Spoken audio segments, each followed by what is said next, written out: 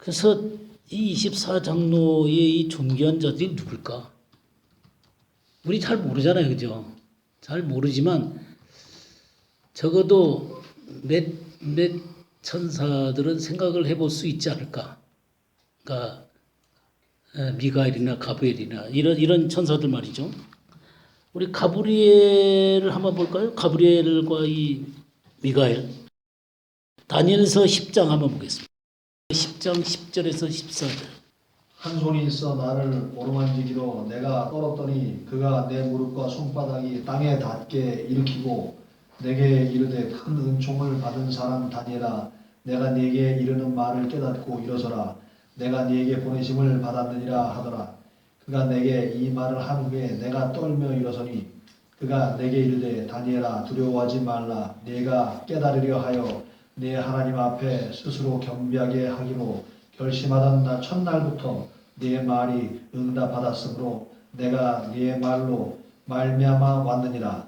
그런데 바사왕국의 군주가 21일 동안 나를 막았으므로 내가 거기 바사왕국의 왕들과 함께 머물러 있더니 가장 높은 군주 중 하나인 미가엘이 와서 나를 도와주므로 이제 내가 마지막 날에 네 백성이 당할 일을 네게 깨닫게 하러 왔노라. 이는 이 환상이 오랜 후의 일임이라 하더라. 예. 지금 여기에 이 소식을 전한 천사 있죠. 이 소식을 전한 천사는 가브리엘이죠. 여러분들이 그 10장 이 초반부 1절부터 이 9절까지의 내용을 보게 되면 거기에 완전히 그 인자 같은 분이 나타나시고 그러면서 그 앞에 이 다니엘이 썩은 듯이 쓰러집니다. 8절을 보면 그러므로 나만 홀로 남아서 이 큰 환상을 볼 때에 내 몸에 힘이 빠졌고 나의 아름다운 빛이 변화에 썩은 듯하고 나의 힘이 다 없어졌으나 그러니까 이건 예수 그리스도예요. 예수 그리스도. 그러니까 그 인자 같은 분이세요. 이제 거기서 이 쓰러졌는데 또 한 영이 나타나잖아요. 한 손이 이렇게 일으키잖아요. 이건 가브리엘을 얘기하는 것입니다. 그러니까 여기에 조금 구별이 돼야 됩니다. 그래서 앞에는 이렇게 예수 그리스도가 나타났을 때 그 앞에 무너진 다니엘의 모습을 보게 되는 것이죠. 그래서 이 가브리엘이 내가 소식을 받고 온 자로서 지금 21일 동안 바사옥군이 막고 있었는데 그러면서 다시 그 일으키고 있는 그런 장면인 것들을 보게 됩니다. 자, 우리 다니엘서 9장 21절에서 23절도 봐주세요. 곧 내가 기도할 때 이전에 환상 중에 본 그 사람 가브리엘이 빨리 날아서 저녁 제사를 드릴 때 즈음에 내게 이르더니 내게 가르치며 내게 말하여 이르되 다니엘아 내가 이제 네게 지혜와 총명을 주려고 왔느니라 하니라. 곧 내가 기도를 시작할 즈음에 명령이 내렸으므로 이제 네게 알리러 왔느니라. 너는 크게 은총을 입은 자라. 그런즉 너는 이 일을 생각하고 그 환상을 깨달을지니라. 예, 이렇게 그 하나님의 응답을 가지고 나타난 이 천사가 누구냐면 가브리엘입니다. 가브리엘. 이 가브리엘은 엄청나게 존귀한 자죠. 그래서 하나님의 이 직접 명령을 인간에게 이렇게 하달하고 있는 그런 모습을 보게 되죠. 예, 이런 존귀한 존재가 바로 가브리엘이다. 근데 이 가브리엘을 맡고 있는 바사국 군주가 이렇게 맡고 있을 때 누가 와서 도와요? 미겔이 와서 돕죠. 10장 13절에 보게 되면 그런데 바사 왕국의 군주가 21일 동안 나를 막았으므로 내가 거기 바사 왕국의 왕들과 함께 머물러 있더니 가장 높은 군주 중 하나인 미갈이 와서 나를 도와주므로 그러니까 이 바사 군주, 페르시아 군주를 얘기하는 거죠. 이건 천사들을 얘기하는 거예요. 이 페르시아를 돕고 있는 그런 그 영적인 군주지요. 그러니까 루시퍼 밑에 있는 영적인 세력을 얘기하는 것입니다. 이제 그 세력들을 물리치고 이 가브리엘이 그 하나님의 응답을 가지고 다니엘을 만날 수 있도록 돕는 건 누가 도와요? 네, 미가엘이 돕습니다. 미가엘이. 이렇게 그 미가엘에 대한 얘기를 성경이 또 하고 있습니다. 다니엘서 12장 1절도 한번 볼까요? 그때 내 민족을 호위하는 큰 군주 미가엘이 일어날 것이요 또 환란이 있으리니 이는 개국 이래로 그때까지 없던 환란인 것이며 그때의 내 백성 중에 책에 기록된 모든 자가 구원을 받을 것이라. 예. 지금 미가엘이 일어난다 그랬죠. 근데 이 미가엘은 내 민족을 호위하는 이 내라는 것은 유어의 유어, for가 아닙니다. 네, 너의 민족. 그러니까 이스라엘 얘기하는 거예요. 그러니까 미가엘은 이스라엘을 담당하는 군주인 것 같아요. 그러니까 하나님의 본 백성들을 담당하는 군주죠. 그러니까 어마어마하게 귀중한 부분을 맡고 있는 존재가 바로 이 미가엘입니다. 미가엘. 근데 이 미가엘이 일어난다 그럴 때가 언제예요? 환란이 있으리니 이는 개국 이래로 그때까지 없던 환란. 그러니까 전에도 없었고 이후에도 없는 그런 환란이죠. 그러니까 야곱의 환란이 야곱의 환란. 그러니까 짐승의 때에 나타난다 그 말이죠. 그 짐승의 때에 나타나는데 그러니까 이 7년 대환란 가운데 나타나는 거예요. 그때 이 미가엘의 활동이 있을 것입니다. 자, 우리가 성경에 이제 루시퍼 있잖아요. 루시퍼. 이 루시퍼가 상당히 존귀한 자죠. 우리 봤잖아요. 그죠? 에스겔서 28장 11절에서 15절 한번 보겠습니다. 여호와의 말씀이 또 내게 임하여 이르시되 인자야 두로 왕을 위하여 슬픈 노래를 지어 그에게 이르기를 주 여호와의 말씀에 너는 완전한 도장이었고 지혜가 충족하며 온전히 아름다웠도다. 내가 옛적에 하나님의 동산 에덴에 있어서 각종 보석 곧 홍보석과 황보석과 금강석과 황옥과 홍만호와 창옥과 청보석과 남보석과 홍옥과 황금으로 단장하였으며 내가 지음을 받던 날에 너를 위하여 소고와 비퍼가 준비되었도다. 너는 기름 부음을 받고 지키는 그룹이며 내가 너를 세우매 내가 하나님의 성산에 있어서 불타는 돌들 사이에 왕래하였도다. 내가 지음을 받던 날로부터 내 모든 길에 완전하더니 마침내 내게서 불의가 드러났도다. 예. 이렇게 그 기름 부음 받은 존재고 그룹이다. 체르빔이죠. 체르빔. 체르빔이고 완전한 인이다. 지혜가 충족하고 온전히 아름다웠다. 이게 두로 왕으로 표현되어 있지만 이건 사단을 얘기하는 것입니다. 루시퍼를 얘기하는 거예요. 소고와 비파가 준비되어 있었죠. 음악을 담당하는 자로 서게 된 것입니다. 참 이런 것들을 보면은 이 굉장히 그 존귀한 자죠. 우리가 요한계시록 4장에서 하나님을 묘사하는데도 벼곡이 나타나고 홍보석과 녹보석 그다음에 무지개 요 정도만 묘사되어 있는데 여기는 지금 각종 보석, 홍보석, 황보석, 금광석, 황옥, 홍만호, 창옥, 청보석, 남보석, 홍옥, 황금. 이게 얼마나 이게 화려하게 지어진 존재인 거를 우리가 볼 수 있죠. 그러니까 이렇게 엄청난 존재였음에도 불구하고 그가 여기에 만족하지 않은 것이죠. 그렇게 존귀함에도 불구하고 하나님의 선을 넘보려다가 떨어지게 된 것이죠. 그러나 떨어졌음에도 불구하고 그는 굉장한 그 어떤 영적인 세력들을 가지고 있었던 것이죠. 그러니까 그 존귀라는 게 이름 말할 수가 없는 것이죠. 우리 유다서 1장 9절 한번 볼까요? 천사장 미가엘이 모세의 시체에 관하여 마귀와 다투어 변론할 때 감히 비방하는 판결을 내리지 못하고 다만 말하되 주께서 너를 꾸짖으시기를 원하노라 하였거늘. 예. 그러니까 이 루시퍼가 늘 그 미가엘과 맞서서 싸우는 존재인 것들을 보게 돼요. 그러니까 이 미가엘이 나올 때 이 루시퍼가 함께 나오는 것을 보게 되는데 그만큼 이 사단이라고 하는 이 마귀, 그러니까 이 루시퍼는 얼마나 어마어마한 존재였는가 하는 것들을 이렇게 엿볼 수가 있는 것이죠. 그러니까 미가엘이 등장하는 것 가운데 이렇게 등장하는 거예요. 그러면서 이 미가엘과 이렇게 이 대척점에 서가지고 말이죠. 하는 그런 존재인 거 보면은 어마어마하게 존귀한 존재. 그리고 우리가 요한계시록 12장에도 보게 되면 7절에서 9절 한번 볼까요? 하늘에 전쟁이 있으니 미가엘과 그의 사자들이 용으로 더불어 싸울세 용과 그의 사자들도 싸우나 이기지 못하여 다시 하늘에서 저희의 있을 곳을 얻지 못한지라 큰 용이 내어 쫓기니 옛뱀 곧 마귀라고도 하고 사단이라고도 하는 온 천하를 꿰는 자라 땅으로 내어 쫓기니 그의 사자들도 저와 함께 내어 쫓기니. 네, 마침내 이 미카엘의 군대와 또 이 용의 군대가, 이 마귀의 군대, 이 사탄의 군대가 이제 마지막 싸움을 하고 있는 것이죠.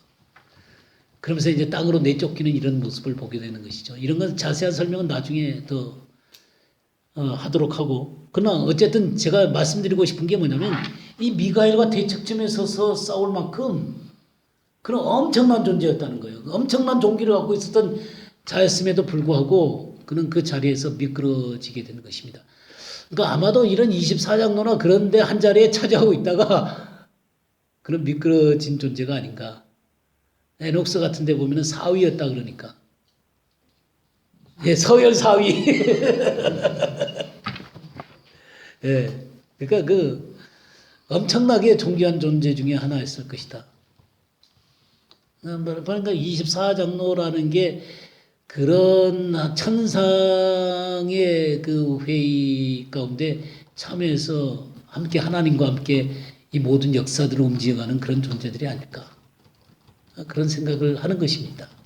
그러니까 짐승도 마찬가지죠. 짐승. 우리 짐승 유다서 1장 6절 한번 볼까요?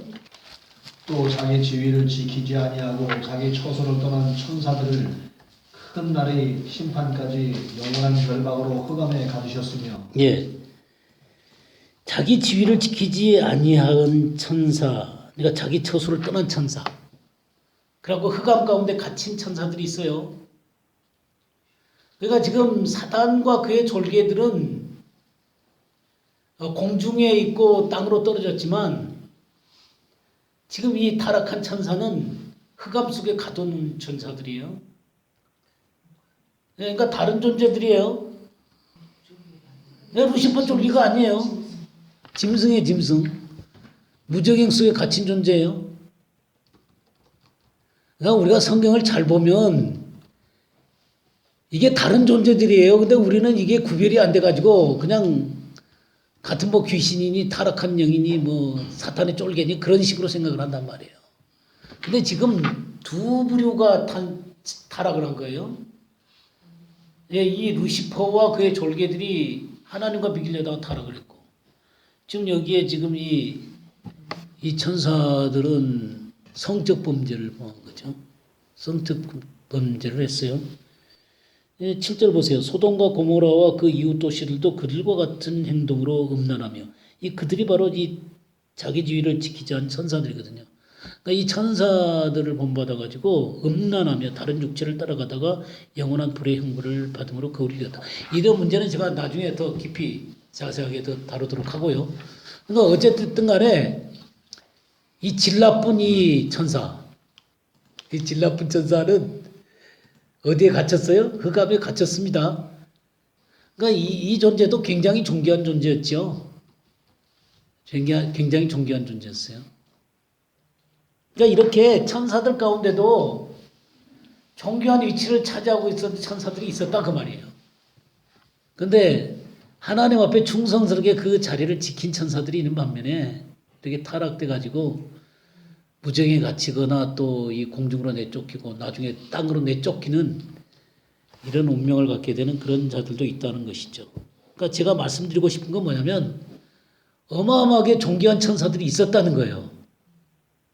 한 군데 더 볼까요? 요한계시록 10장을 한번 볼까요? 10장 1절에서 3절까지 한번 읽어주세요. 내가 또 보니 힘센 다른 천사가 구름을 입고 하늘에서 내려오는데 그 머리 위에 무지개가 있고 그 얼굴은 해같고 그 발은 불기둥 같으며 그 손에는 펴놓은 작은 두루마리를 들고 그 오른발은 바다를 밟고 왼발은 땅을 밟고 사자가 부짖는 것 같이 큰 소리로 외치니 그가 외칠 때 일곱 무리가 그 소리를 내어 말하되 예, 지금 이 힘센 다른 천사가 구름을 입고 하늘에서 내려오고 있잖아요. 그러니까 하늘과 묻을 밟고 있는 그 어마어마하게 이 영광스러운 천사가 딱 서갖고 이 열린 책을 가지고 있죠. 그러니까 이런 것들을 보면 이런 천사도 굉장히 존귀한 존재잖아요, 그죠? 예. 땅과 저기 바다를 이렇게 딱 밟고 말이죠. 그러면서 이 영광스러운 하나님의 말씀을 열어놓은 책을 갖다가 딱 가지고 온 이 천사도 너무너무 존귀한 존재일 거다라고 하는 것이죠. 그러니까 이들이 24장로다라고 말씀드리는 건 아니에요. 그러나 이런 특별한 하나님의 일들을 수행하는 천사들이 있다 그 말이에요. 그러니까 그들이 24장로일 수도 있고 아닐 수도 있고. 또 요한계시록 22장을 한번 볼까요? 22장. 예, 6절부터 9절까지 한번 읽어주세요. 또 그가 내게 말하기를 이 말은 신실하고 참된지라 주 곧 선지자들의 영의 하나님이 그의 종들에게 반드시 속히 되어질 일을 보이시려고 그의 천사를 보내셨도다. 보라 내가 속히 오리니 이 두루마리의 예언의 말씀을 지키는 자는 복이 있으리라 하더라. 이것들을 보고 들은 자는 나 요한이니 내가 듣고 볼 때에 이 일을 내게 보이던 천사의 발 앞에 경배하려고 엎드렸더니 그가 내게 말하기를 나는 너와 내 형제 선지자들과 또 이 두루마리의 말을 지키는 자들과 함께 된 종이니 그리하지 말고 하나님께 경배하라. 예, 이 요한계시록 이 말씀을 가지고 다 그 전달해주는 이 천사 앞에 요한이 그냥 경배를 하려고 그러니까 경배하지 말고 하나님께만 경배해라. 나도 너와 같이 된 종이다. 라고 하면서 그 경배를 하나님께 돌리고 있는 이 천사의 모습을 보죠. 그러니까 이런 존귀한 천사들이 있다는 거예요. 예, 존귀한 천사죠. 이렇게 엄청난 천사예요.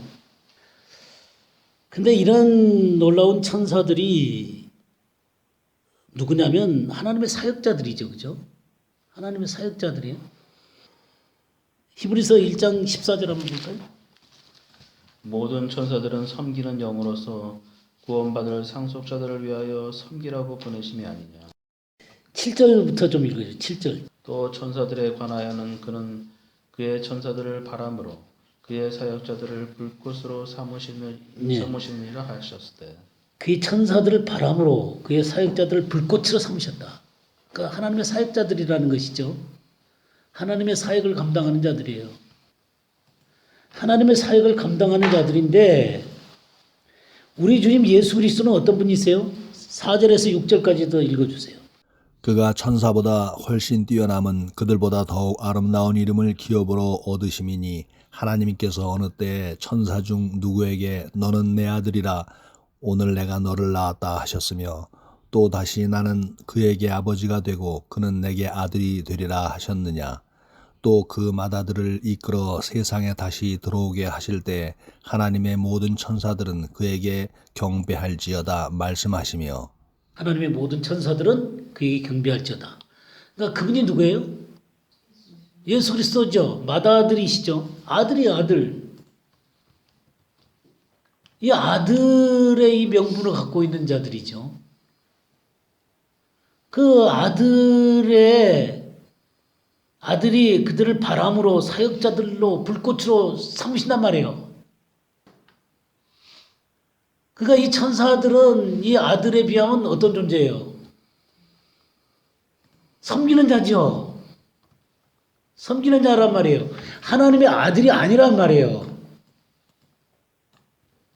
물론 저 성경에 이제 하나님의 아들들이다라는 표현들이 있지만 그것은 그 하나님과의 어떤 관계성 가운데서 하나님이 쓰시는 종으로서 존귀한 자들이다라는 의미에서 그런 말을 썼지만 그러나 하나님 중심에서 사랑을 나누는 그런 존재로 서로 간에 상호 간에 사랑을 나누는 그런 존재로 천사들이 들어가는 건 아니에요.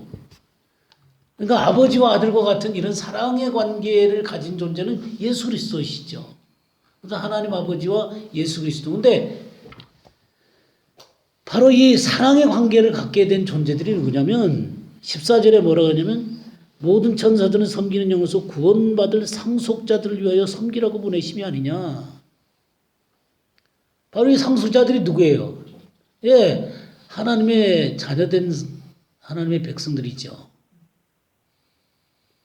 하나님의 백성된 이들을 섬기라고 보낸 자들이 아니냐. 그러니까 이 하나님의 아들로서 이 아들됨을 갖고 있는 존재들. 이들이 바로 하나님의 아들이고 또 신랑 되신 주님에게는 주님의 신부가 되는 자들이죠. 어린 양의 아내가 된 자들이죠. 그러니까 이 천사들은 이런 존재는 아니라는 거예요. 인간이 천사보다 뛰어난 존재는 아니에요. 뛰어난 존재는 아닌데 어떤 존재냐면 하나님의 마음의 중심 가운데 사랑하는 존재라는 거예요. 이게 다른 것이죠. 그러니까 사랑을 나누는 존재고 영광을 함께 나누는 자예요. 그럼 이 천사들은 어떤 자들이에요? 다스림을 받는 자들이고 영광을 돌리는 자들이에요. 그러니까 하나님의 주권 가운데 다스림을 받아서 하나님의 일을 수행하고 그 일을 수행하면서 하나님께 영광을 돌리는 존재라면 이 인간은 어떤 존재냐면 하나님과 사랑을 나누고 하나님의 영광을 나눠받는 자들이라는 거예요. 이거 완전히 다른 것이죠. 그죠? 완전히 다른 거예요.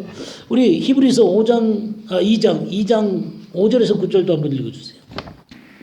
하나님이 우리의 말한 바 장차 오는 세상을 천사들에게는 복종케 하심이 아니라 오직 누가 어디 증거하여 하루되 사람이 무엇이간데 주께서 저를 생각하시며 인자가 무엇이간데 주께서 저를 권고하시나이까 저를 잠깐 동안 천사보다 못하게 하시어 영광과 존귀로 관시우시며 만물을 그 발 아래 복종케 하셨느니라 하였으니 만물로 저에게 복종케 하셨은즉 복종치 않은 것이 하나도 없으나 지금 우리가 만물이 아직 저에게 복종한 것을 보지 못하고 오직 우리가 천사들보다 잠깐 동안 못하게 하심을 입은 자 곧 죽음의 고난받으심을 인하여 영광과 존귀로 관 쓰신 예수를 보니 이를 행하심은 하나님의 은혜로 말미암아 모든 사람을 위하여 죽음을 맛보게 하시니. 예, 보세요.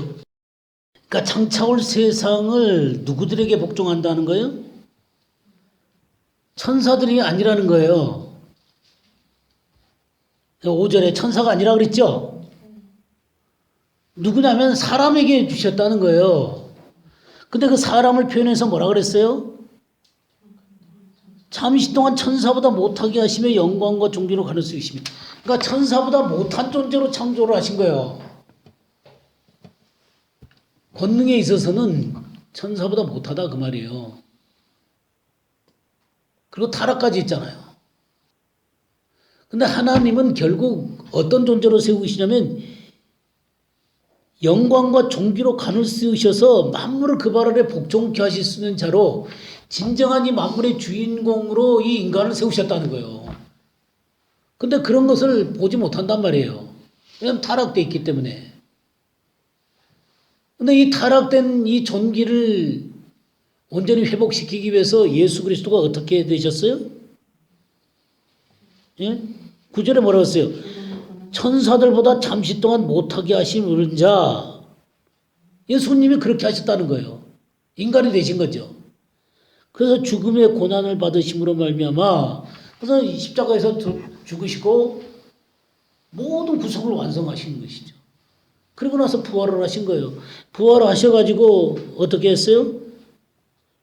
영광과 존귀로 관을 쓰신 예수를 보니 그거 하나님 우편에 앉아 계시잖아요. 모든 만물을 다스릴 분으로 서 계시잖아요.